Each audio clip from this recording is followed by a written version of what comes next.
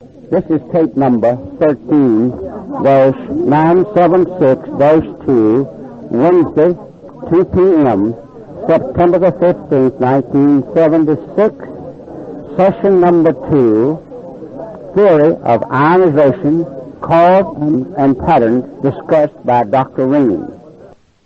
I have a question here.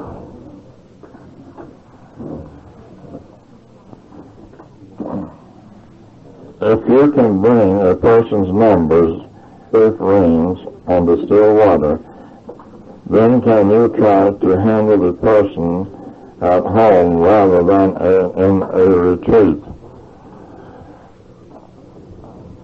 The point is, I do not know.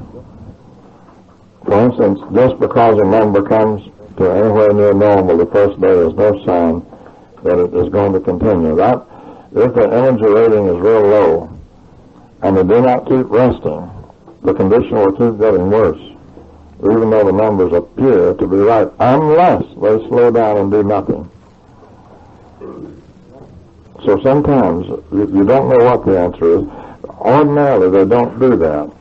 If they're moving toward normal, they appear to be below normal, but the first thing you know, the urea will be running below 12, whenever the fact is they do not have a potassium deficiency, but they're burning up more energy than they take in. Now, you'll get this in the next course. We're taking a very broad view of these numbers this time, but next time you zero right down to the finest point that you can get in patterns. And after you leave patterns, you go into the math of it. But the next course will be a continuation of this same course, only still more technical, in which these kind of questions will be answered and shown. We are not automobiles, we are not machines, and it is absolutely unpredictable as to what can happen. Now, if that 4N would drop down anywhere near normal, real quickly, it means that you're losing the patient even though the other numbers seem to be coming near normal. You'll get that in the next course. But I had to give you the broadest sense of the patterns to help you understand. But there are exceptions because of the differentials, and they will be explained in the next course. Yes.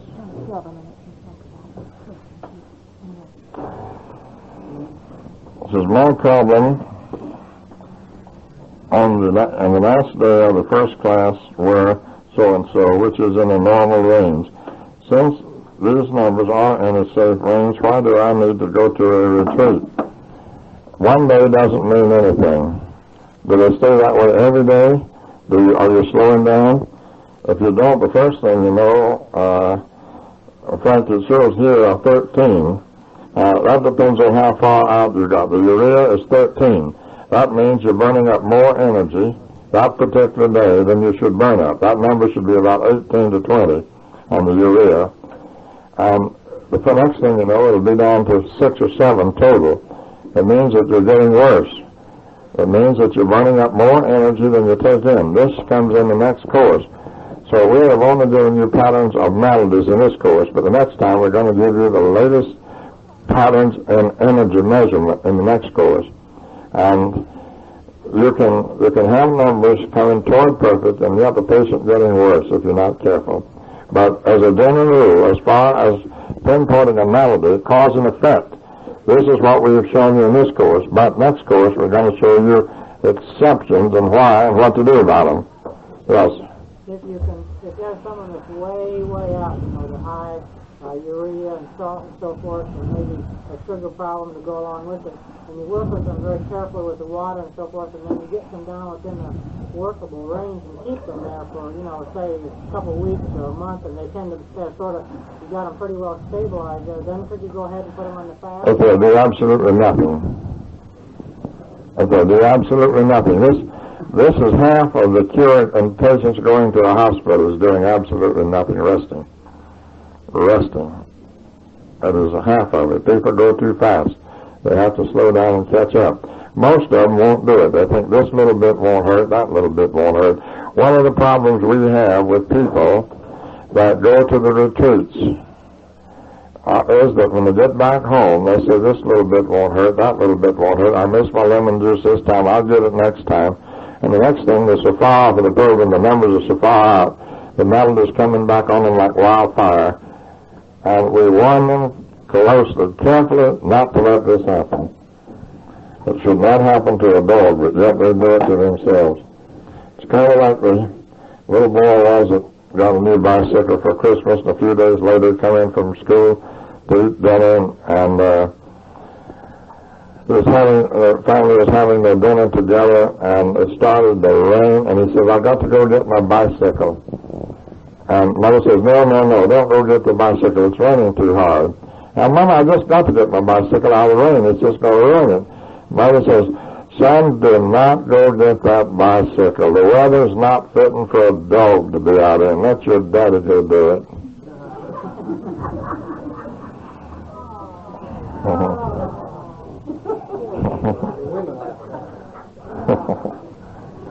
So, it makes a lot of difference in the viewpoint and so forth. So, there's a lot of angles and things that you should consider whenever you begin to work at one of these problems. I know that you're going to go out thinking you can conquer anything now. I know you're going to get the props knocked out from under you when you hit some of these problems like you're going to in the next course. But anyway, we can only remember so much at one time. Why does any cell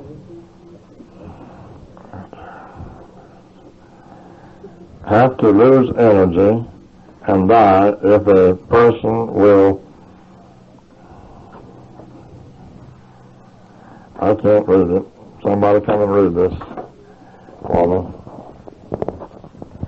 Why does any cell have to lose energy and die if a person will perfect his numbers and therefore should be providing the existing cells of the body with enough energy to prevent cell energy decline? Can you tell me what that means?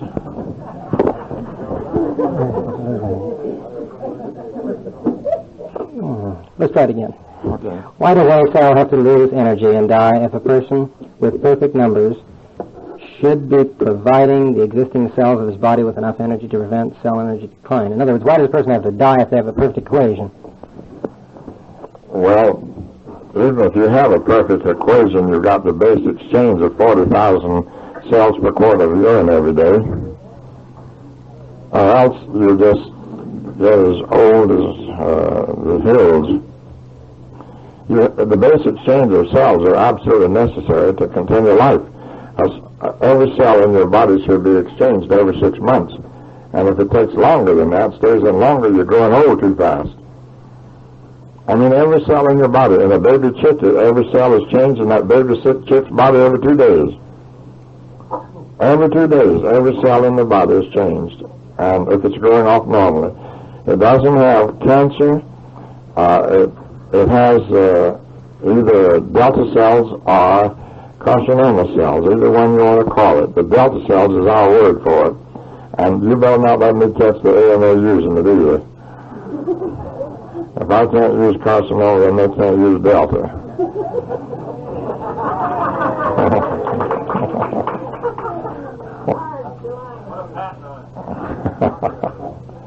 I was just kidding about it. The more of them that use it, the better I like it. But anyway, nobody has the right to use one term, and nobody else is allowed to use it. Yes, please. Would you explain the relationship between lower pH and ammoniacal nitrogen? Is ammoniacal nitrogen anionic or cationic? Does that answer your question? Not entirely. Not entirely. What is it like? Well, if your pH was lower and your the reading was higher, what would be the result? After the class. If your pH was, let's say, 610 and... What's that, the urine pH? No, the saliva pH. Okay, saliva pH. Go ahead. Yeah, 610, and the ammoniacal nitrogen 10. The difference is the liver is not producing an enzyme rich enough to digest the heavy amount of proteins that's in your food, whether it comes from vegetables or whether it comes from meats. You'll find just as high a protein urea in people that are vegetarians as you do with people that are meat eaters. Doesn't make a lot of difference. I'm speaking about the clean meats. So all I'm saying is that cations are more powerful, 500 times more per number than the same power of an anion. And it's really a great power.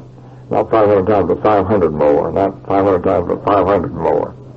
That's a plus. In other words, if you have a 10 anion Milhouse unit and you have a 510 cation Milhouse unit, then your difference is 500 greater. Do you understand that? Is it clear? Good, I'm glad you understand it.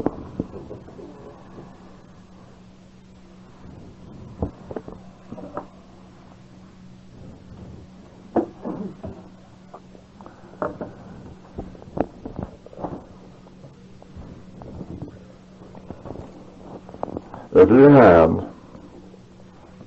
a patient with advanced arthritis case, highly advanced, it doesn't matter about the age or the weight or the sex, what organ would you design a diet for organs would you design a diet for first? Liver first. Then what would be the second one? No. No. No. No. No. No. No. No. The lungs. I didn't hear it, I'm sorry. The lungs. That's the second thing you want to work on when you have an arthritic patient. Well, yes, I'm talking about acute cases of arthritis now. We're taking exaggerated cases, so to help you get the point. I suppose that you correct you set the diet to cause the liver to begin to get the nutrient it needs. Now, what is the next thing you're going to do to get more oxygen into the lungs? What would you do next? That's right, a harmonica, or sing. Either one. Singing or play a harmonica. That is correct. Now, what does that do? How does playing a harmonica or trumpet or what's that? That is correct. It gets the lungs to functioning again and gets the blood to circulating back into the lungs. So this is very important to remember. In the case of acute arthritis, what happens to the liver?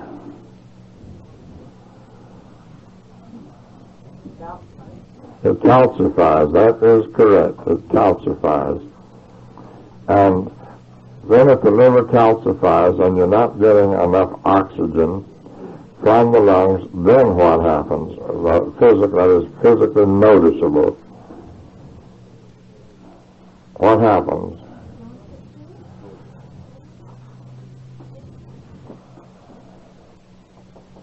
What physical trait would follow that? Difficult breathing, that is correct. Shortness of breath. Difficult in breathing, shortness of breath, that is true. Yes?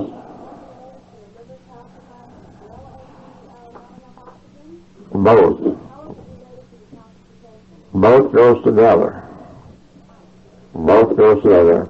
The question was, does that relate to the liver or to the lungs? It relates to both. It relates to both. Now, we are studying cause and effect. You see now the effect of a deficiency in oxygen is a shortness of breath. Yes? Doctor, do we usually find if we have a pH of the saliva and the pH of the urine is 6.4, do we usually have a pretty well balanced calcium? You may on the part of the liver that is still working, but the whole liver may not be working.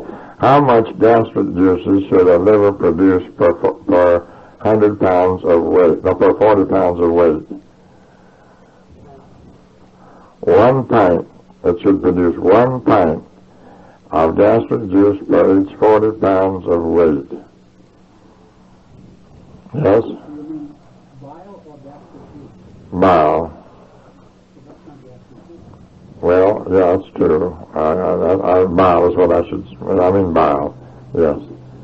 You're right about it. Thank you for helping me. 1 pint a day? No, one pint per each 40 pounds per day, yes.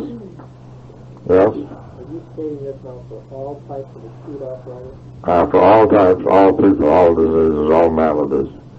It's true. Now, I'm coming back to it, but I'll just come out to perfect, and then we'll move away from perfect. Now, if we will say that 30% of the liver is already oxidized, what effect is that going to have upon the volume of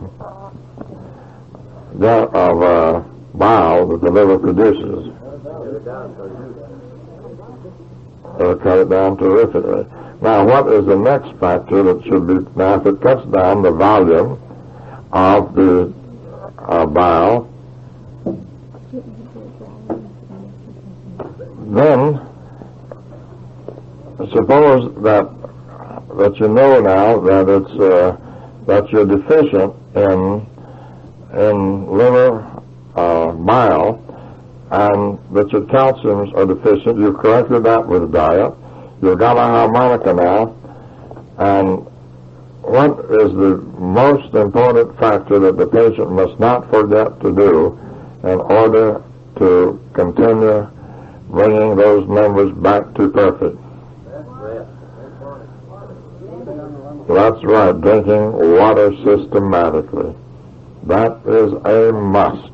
And you must get your body in rhythm. It is absolutely important for that body to expect that water at certain intervals. Therefore, you see the importance of getting your body back into rhythm. Don't give it more than it can handle or less than it handles. Give it just the right amount.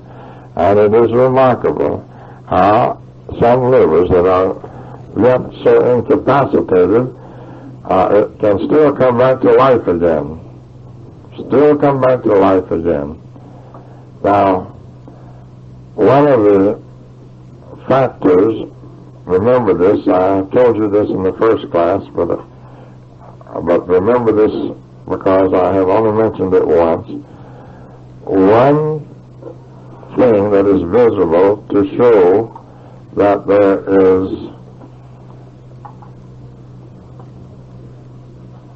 cirrhosis of the liver or cancer of the liver is that you'll see white flecks or white spots in the stool.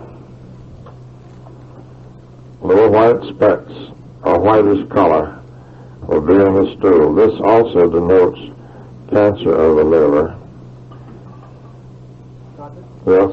what about white spots on the skin, like fever speckles that have no color? Does that indicate the same thing? No, that's something different.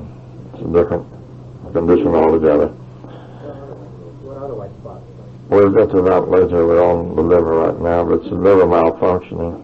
It's a vitamin deficiency.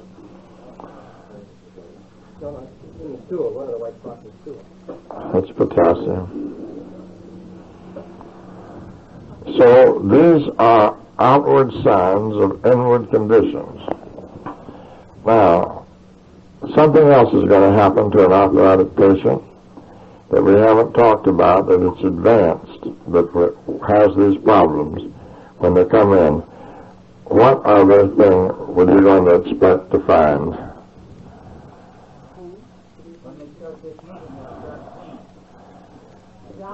Oh, there's lots of pain, but there's something else that's happening to the body.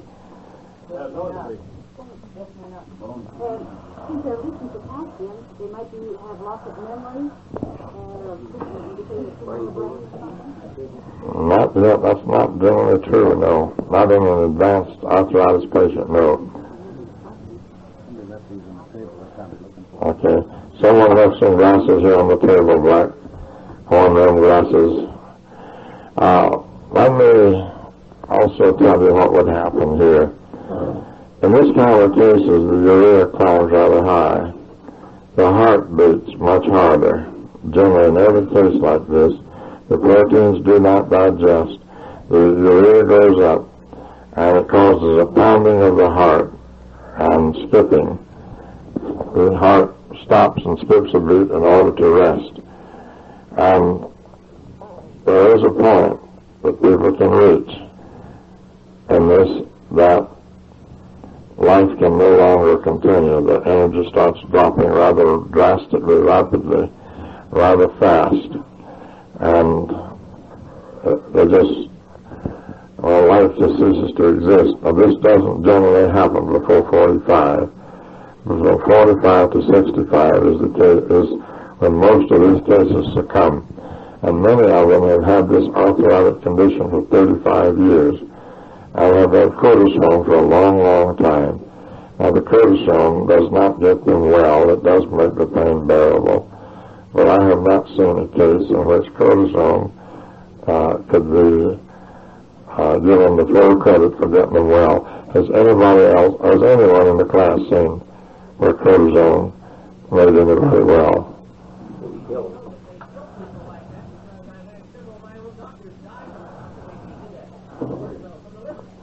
Many times it is. Has anybody seen cortisone getting anybody well? No. Cortisone submerges all symptoms. Right. It submerges all symptoms is what I found out too, yes. What does it do in the liver? Just exactly what is the physiological effect of cortisone in the body? One of the things, cortisone and phosphates are bitter enemies. It destroys the phosphate content of your liver, of your system, of your intake. One of the first places you'll notice that the muscles begin to become hard. Not only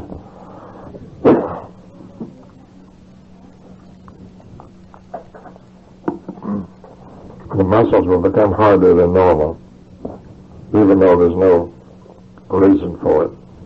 Also, B5 is the greatest thing that you can do if you must take cortisone is B5, pantothenic acid.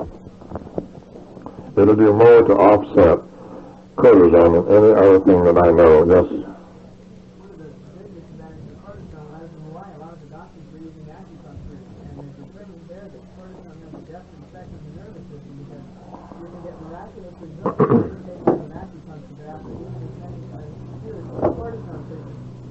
The acupuncture no longer has any effect at all. Russ, did you have something? B1, B12, and B15 is a tremendous thing for help not to find the liver. That's good. That is good.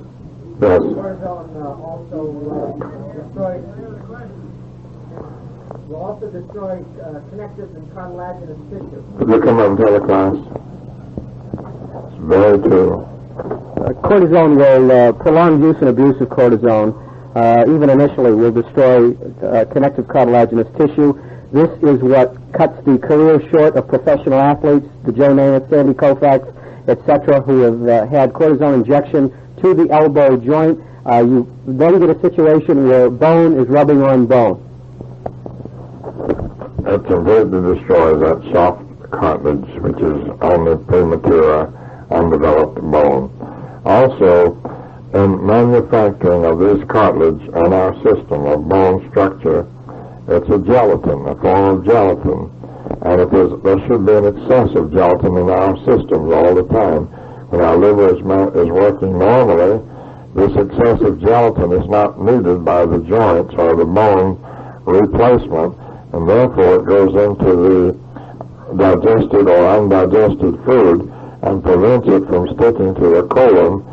And also, one other thing I would like to tell you that's rich in a gelatin as well as a magnesium gelatin, and that is pears. Fresh pears, even if they're hard, they still contain it. They say a pear a day will keep the colonics away. So, it's very good to get more and more gelatins in your food. In just a little while, Laverne's coming in, and she's going to demonstrate how to run a test in less than 7 minutes. But you must keep your... Yes, right on this end of the table over here. You must keep your equipment in the same place all the time. Set it up, and therefore, know where everything is. Don't change it around every time. Leave it in a straight, specific place, and do it quickly and accurately. It should be set up in a few minutes. This does not include the getting ready to set up. Your lab should be set up at all times, where you can take a specimen, set it down, and run it. This does not include washing the equipment. Any technician that charges $25 or more for a test should be able to afford a technician. It takes too much time to wash the equipment. And therefore, one thing I want to remind you of is that you are not permitted to teach a technician yourself. They must come to the class until you know that they are perfect, because your results won't be any better than how perfect your tests are. After you have gone through all 9 courses and know that you know, then we have no objection to you teaching your own technicians how to run the test. But we want to be sure that you know, because human life depends upon the accuracy of these tests. And we are going to start giving courses for technicians in the very near future. And also, we're going to send out samples to you, and unless you get the same answer, or get the correct answer, then you are going to be asked to come in and take a review course, because it's absolutely necessary that you be absolutely accurate. We have a lot more information coming up to you in the next couple of hours about this subject, but we want you to be ye perfect, be perfect. A wrong test can give you a wrong road to the wrong health, bad health. If you were going to do that, wouldn't it not be a good idea to send out 2 samples, one where you tell what the answers are, so you could be sure that the instruments were calibrated correctly, and then the other one that the person would send in so that you could see if they were testing properly? Yes. If the tests are so important, and I think they are, then why do we have such a makeshift color chart for our urea? That we have. The thing about it is as you test, why do we have such a makeshift in the color chart of your urea, if they're so important? The thing about it is your atmospheric conditions throughout the year is a variable, and it would be, if you'll test for 1 year, you'll know why that any chart that you make will not fit the situation.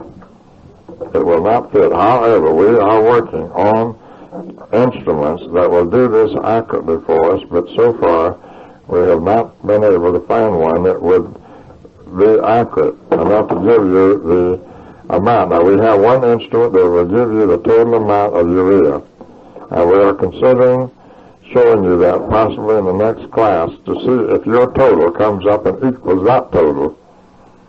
It gives you a total amount, yes.